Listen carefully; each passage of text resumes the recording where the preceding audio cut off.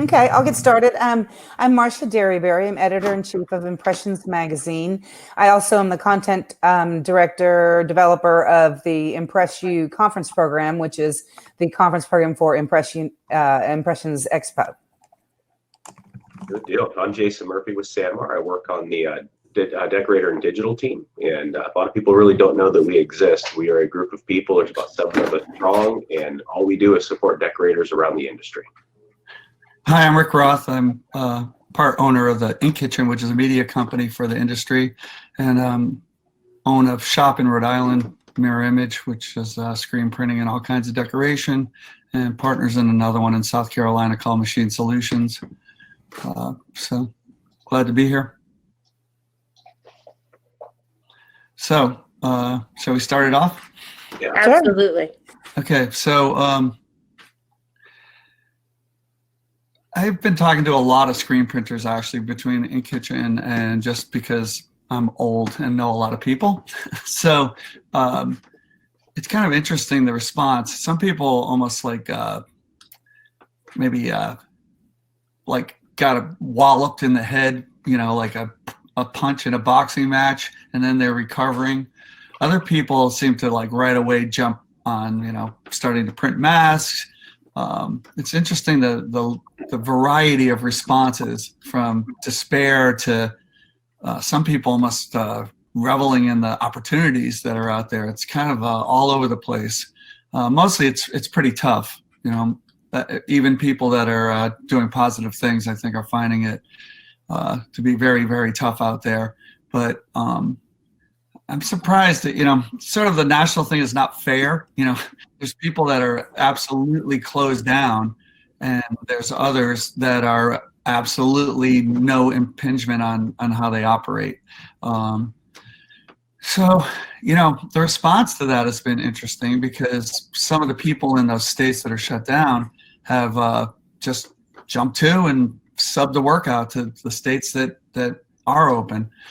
And interestingly, some of them find out it's actually better when you know your costs rather than you're wondering about your internal cost. So there's kind of a variety of responses out there. I also have to say it's kind of unprecedented cooperation. You know, I've seen very little competition showing up. I just see widespread people trying to get through this together. You know, it seems cliched, but that is actually what I see. Maybe I'm lucky to have a lot of friends like that and a lot of colleagues like that, but I see a lot of cooperation. How do we get through this? How do we understand the Small Business Administration PPP plan? You know, people really like trying to help one another rather than, you know, compete at this point. Yeah, I'd agree with you on that, Rick. It's been tough, and we're at SanMar. You know, we don't decorate ourselves, but we do have a group of about anywhere from 300 to 600 people that we work with on a regular basis just to know the business and do contract side, and it's been rough. We've actually been keeping a list of who's been open and who's been closed, so we know, you know, who can actually accept business or be part of the PSST program. And good news is, over the last couple of weeks, we've seen more people reopen, letting us know, hey, we're back in business. We can do this again. Some of them are from closed states, and have gotten the okay from their governor or their local municipality to reopen because they're supporting either masks or some sort of the other type of printing for that EMS, EMT kind of marketplace for uniforms. But I would say that the same thing you said, Rick. It's been heartwarming to see how much people have actually been working with each other. And yeah, the phone calls I get from one printer talking about another printer saying, hey, you have this guy struggling. What can we do to help him? I mean, that right there just shows you how strong this industry is and how good we can be to each other. And I hope it continues that way. And I do agree with you that a lot of people that have done contract work are subbing it out going, oh, wow, this is pretty easy. Yeah, it's certainly everybody's been pushed off their comfort spots and had to be creative about what they do. There's been a lot of Rick, have you noticed how much of the local fundraisers people are doing? I mean, I think that for me I know Brett Bowden had started doing a lot of that. You guys, the Ink Kitchen, started talking about it, but doing those local fundraisers where you buy a T-shirt and you turn around and sell it, and you give part of the proceeds to that local place, via a company store. I've seen more and more decorators do that, and that is just super cool. I bought them for all my local haunts out here that are doing it, and I get a cool shirt that I can wear around. Remember, I get to go back there when this is all over with. Yeah, we actually are going to do one of those Here for Good sites. And, when Printer down in North Carolina was telling me about it, I said, well, does someone own that phrase? He's like, no. And then, we had the woman that thought of it first on our Ink Kitchen Press On series. Sure enough, she was like, no, it's for everybody. Very, very generous person. And just kind of put it out there in the world. I have seen a lot of that. I mean, I know it's in your self-interest to help out your customers, but it's really gone beyond that from what I see. Like, people genuinely care they know if the bars, restaurants, musicians, don't survive. I don't know. What's life? Right. That's what life's about. Like this is all important stuff. I guess on the negative side right now, what I see is, one thing about even dealing with adversity is to know what you're dealing with. And I think that some of the toughest things I'm hearing are just people not knowing how long it will go on. The uncertainty about the SBA plans, on the face of it, they're helpful, but around the first weekend, they changed the interest rate and doubled it and cut the time to pay back to 20% of what they first said.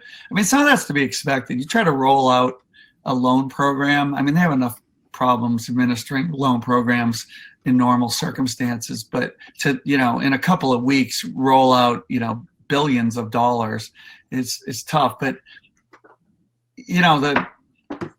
everything's not coordinated. So, a lot of screen printers are saying, well, I'm supposed to bring back all my employees, but they're making more on unemployment than they were before. And they're afraid, and they have to watch their kids. And there's just a lot of uncertainty out there. And that's been very tough to deal with, I think, almost more than the given problems that you already have. Yeah. Hey, Marcia, you made it back. I'm back. I lost a connection. It took a while. I don't know why, because my other connections are fine. It was weird. But I couldn't hear you guys at first either. You were coming in and out. So this is much better. That's good. Good. We were saying that how one of the best things is that people have been coming together. And then I was just talking about some of the uncertainty being one of the more difficult aspects right now. What's going on? Yeah, definitely. A lot of what I'm going to say is anecdotal stuff we're hearing by talking to lots of decorators, either on the phone or online. And so many people right now just don't know what to do. A lot of people are trying to reinvent themselves, and that's working. A lot of people have turned to sign making. There's a lot of this park is closed, that type of thing. And metal signs are wipeable and you can disinfect them as opposed to paper signs and stuff. So a lot of people that have the sign making abilities have switched over to signs for now. But a lot of, we have at impressionsmagazine.com at the top rotator, we've got a slideshow. And the first one says COVID-19 updates. And when you click on that, you go to a form that we've asked decorators to fill out if they're interested in telling us their stories. I think we lost lost kind of giving us a gauge on what some things people are doing, and it helps us. We're spreading the word if they are willing to tell their stories through social media. Also, one of them turned into a 2-page shop spotlight profile in the May issue that you'll read. But some of I pulled a couple of just anonymous comments. I didn't want to name the decorator, but one said, we're shut down to the public. So they switch gears to Facebook's emails and phone calls. They're an essential business.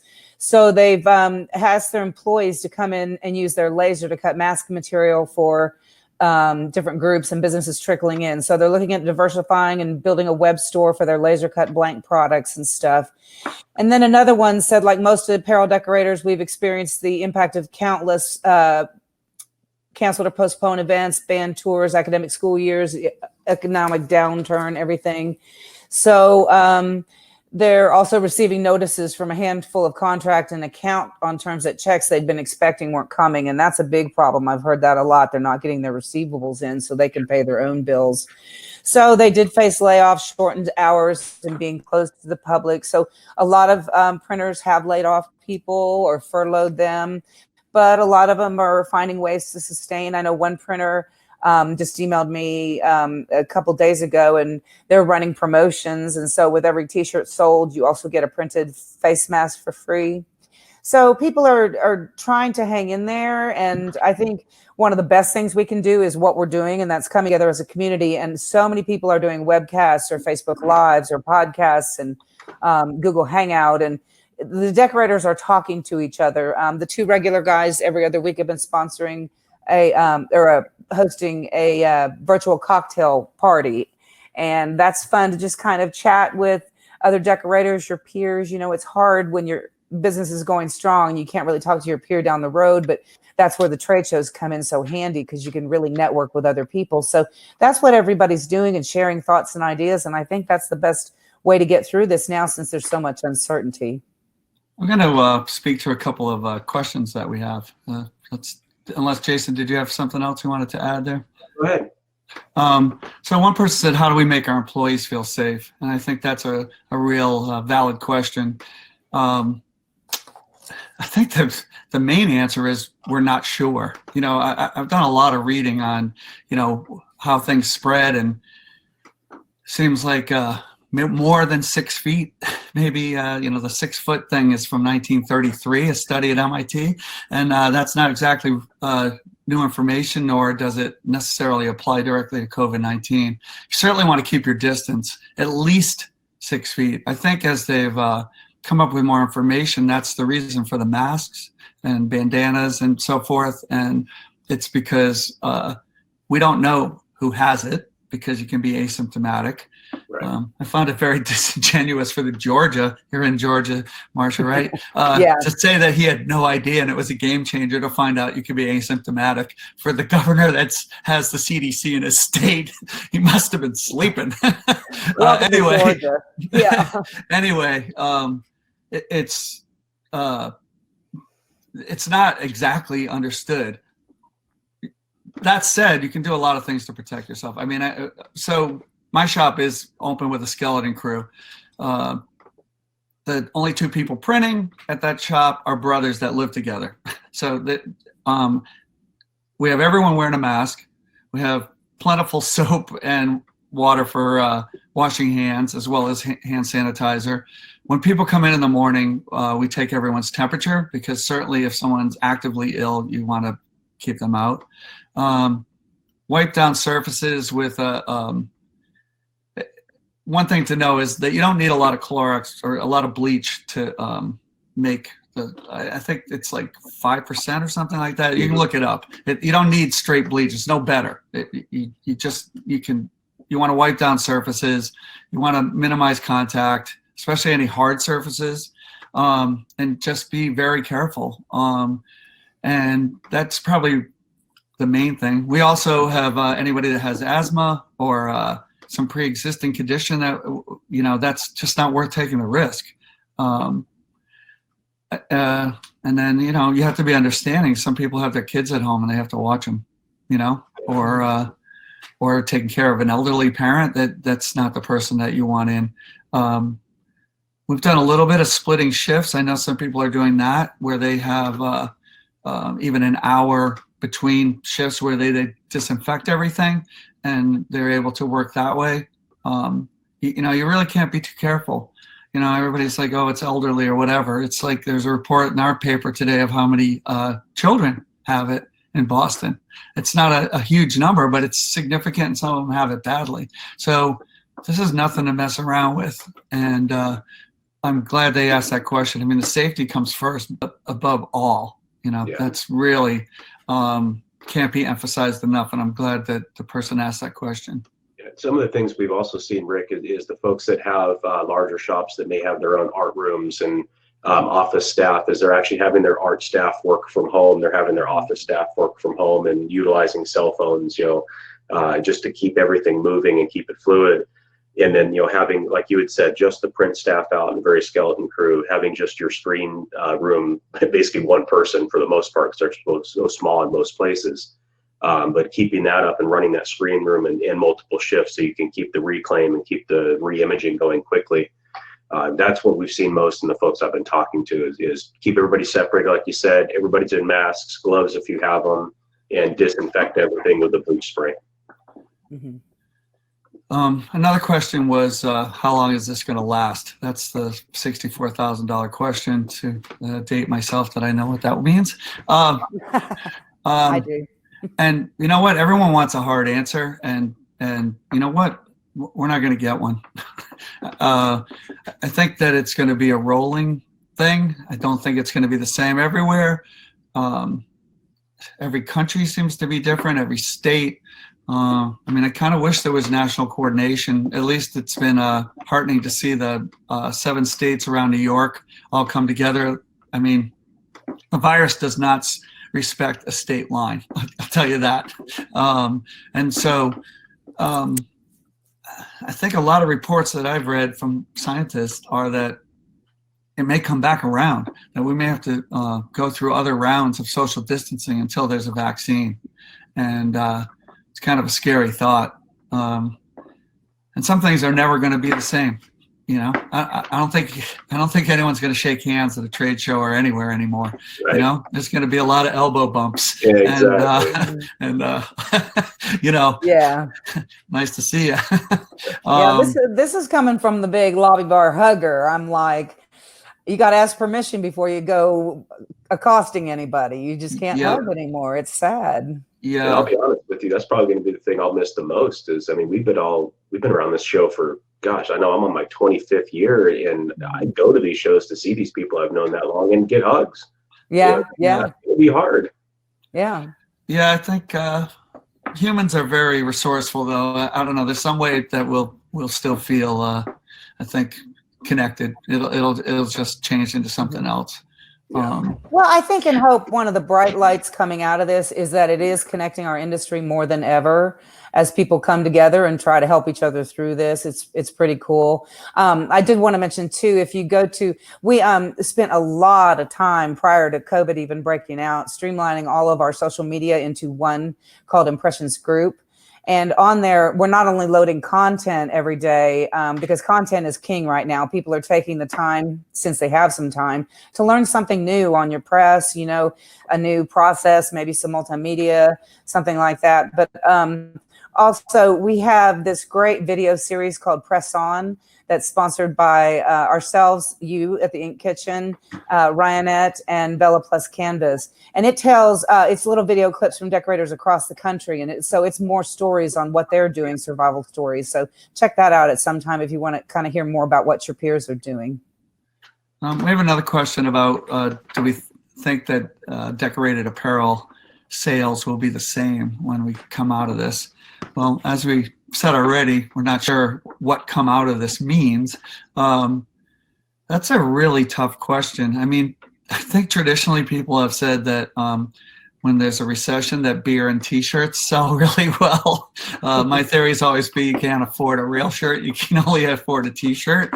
And I'm laughing about it, but I think that certainly people are going to be more careful with their dollars.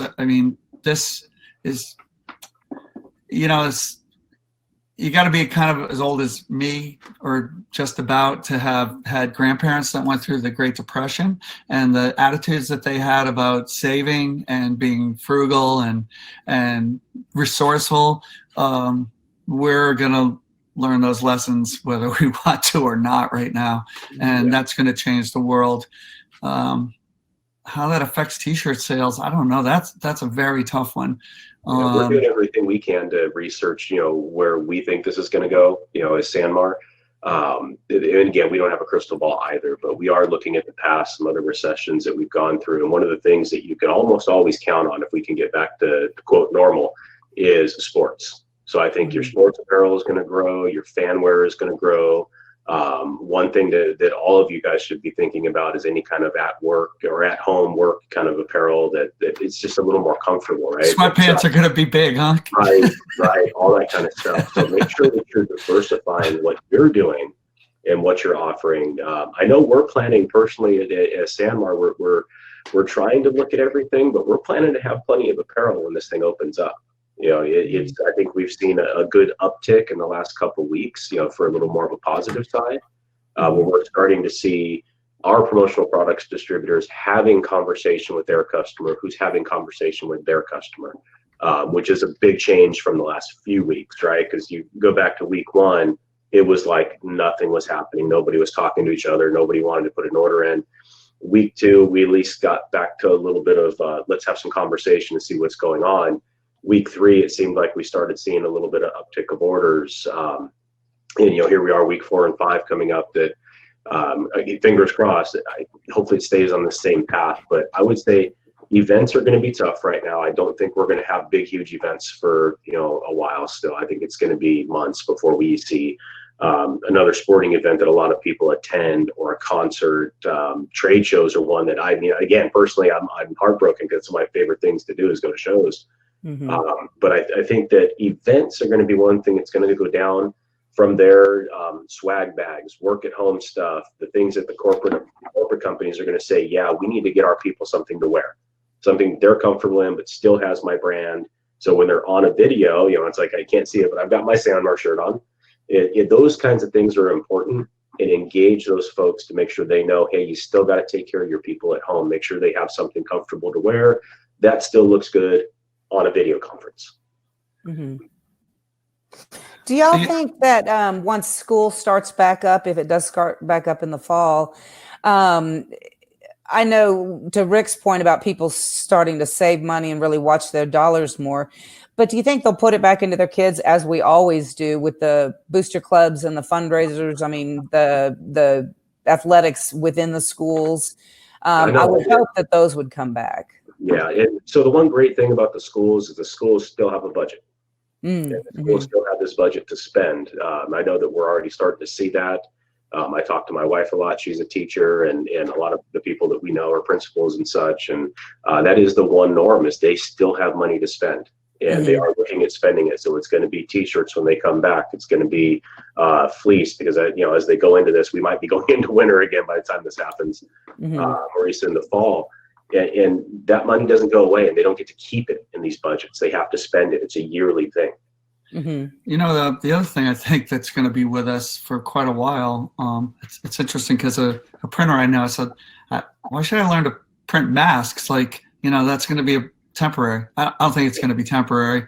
You know, having been to Japan and, you know, it's a normal thing to wear masks out in public. And I think that that's going to change here. And we're going to certainly not see the end of masks when this is quote unquote over. Yeah, I do know overseas, like you said, it's a social norm that if you're not feeling well, or you have a cold or a flu, it's just the right thing to do is to wear a mask. And honestly, I do hope that makes it here, because that's something that, that could help do this and fight this problem. I think I see a question that came up. It asked about SanMar and what percentage we've dropped down. So I can't give you an exact number, but yeah, sales have dropped, and it's been pretty substantial. But we're doing everything that we can to support our people, support this industry, and make sure that we're doing the right thing.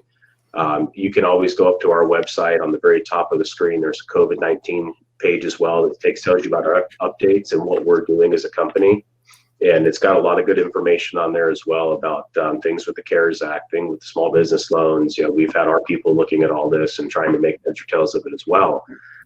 So make sure you go check out our website. It can give you a lot of good data, and a lot of letters from Jeremy Lott, our president. That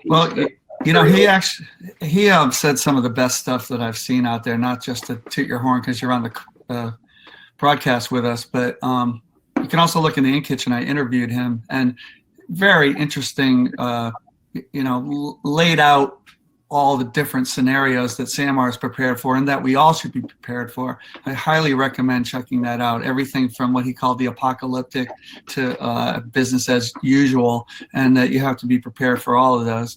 The other, since we're talking about participants here, one of the people at Reece had a statement where, I don't know if being from New England, if I can use a NASCAR reference, but his NASCAR reference was that we may be on like the warning flag, where there's an accident, but when things get back, you want to be in the pole position. And I think a lot of printers have taken that to heart, and they're, building stores and finally learning to print signs, as you mentioned, or, pad printing machine, finally they take the dust off it.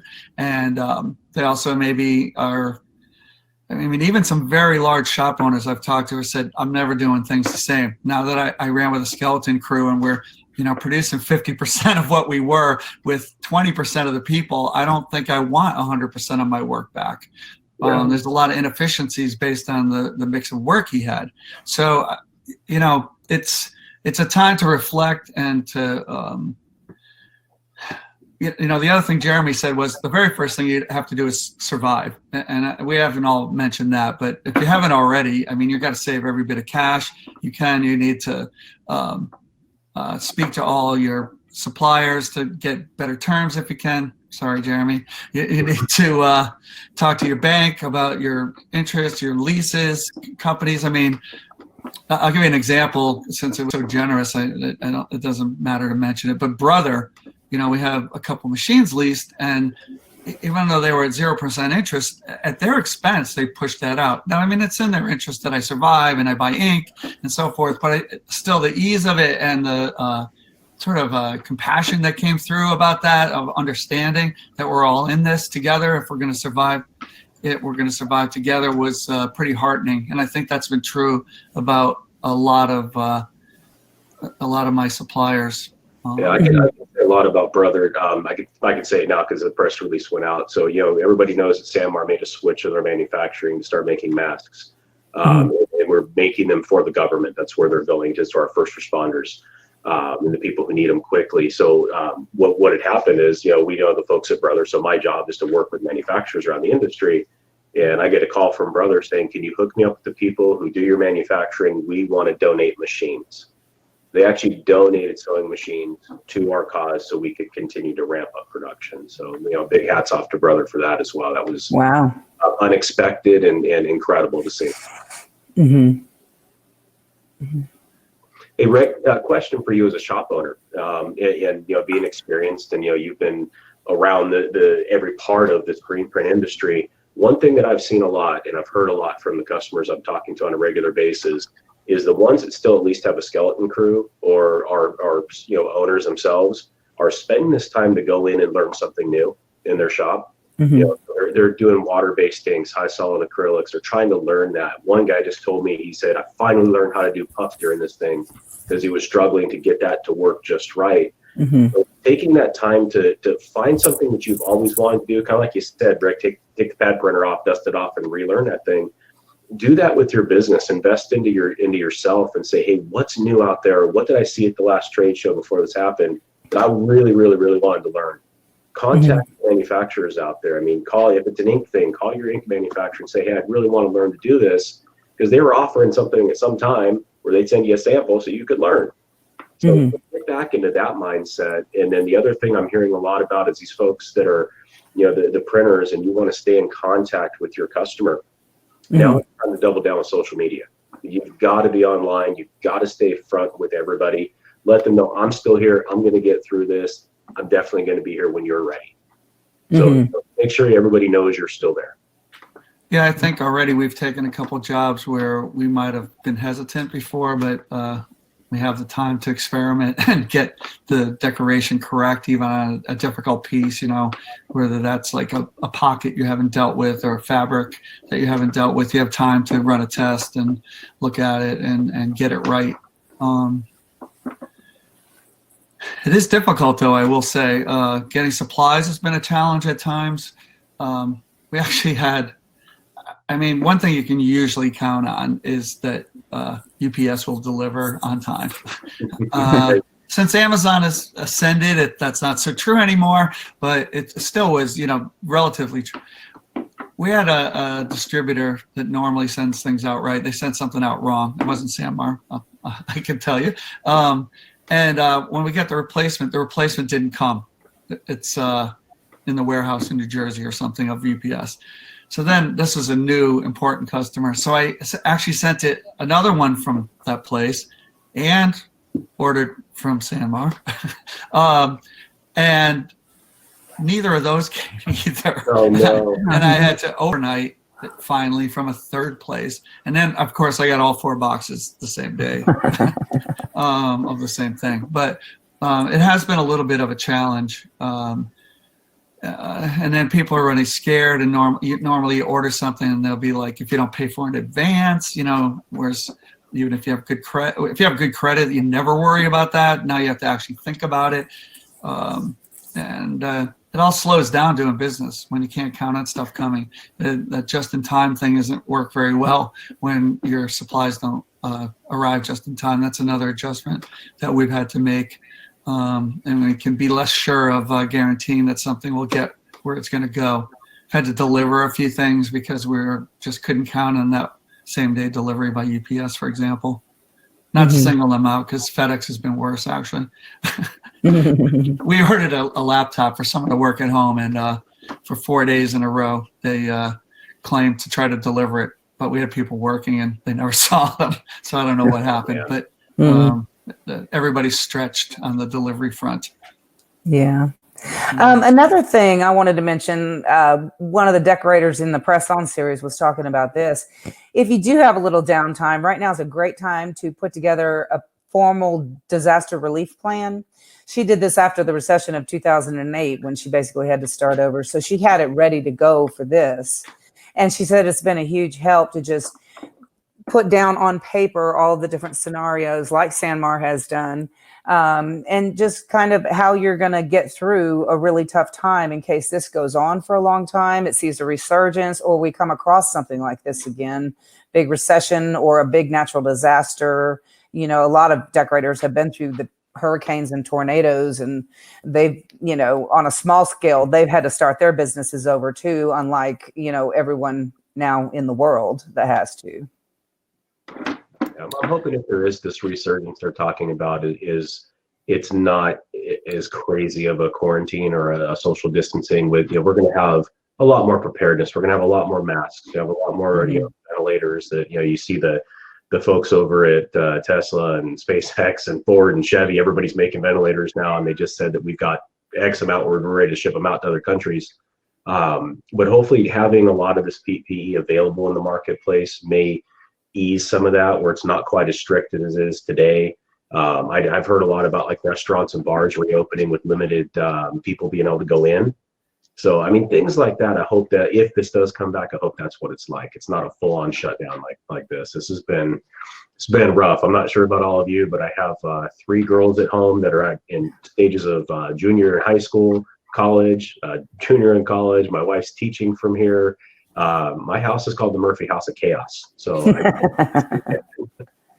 well, I think there will be adjustments. I mean, grocery stores like Stop and Shop near us now has one-way aisles, and they only let so many people in.